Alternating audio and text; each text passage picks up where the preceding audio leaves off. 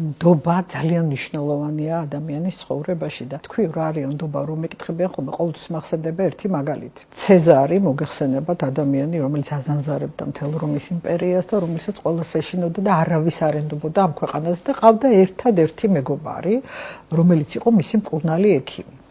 და ერთვენიერ დღეს ცეზარს მოსდის ანონიმური შეტყობინა წერილი, სადაც წერია რომ შენი უახლოესი მეგობარი, შენი მკურნალი შენს მოწამვლას აპირებს.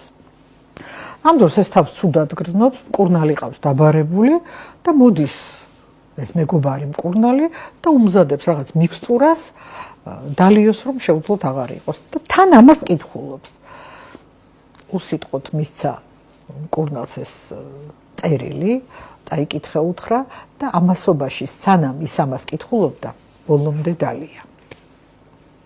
შოკში ჩავარდა ეს მკურნალი რომ როგორო ესეთი რამე მოგწერესო და შენო როგორ დალიეო ეს წამალიო ხო შეიძლებაო რომ ეს საწამლავი ყოფილიყო ჩემთვისო იმაზე დიდი საწამლავი არ იარსებებდა რომ ჩემი უახლოესი მეგობარი ყოფილიყო ჩემი მტერი რომელიც მე გამწირავდაო და თუ ეს ასე იქნებოდა მაშინ ჩემს სიცოცხლესაც აზრი არ ეკდებოდაო.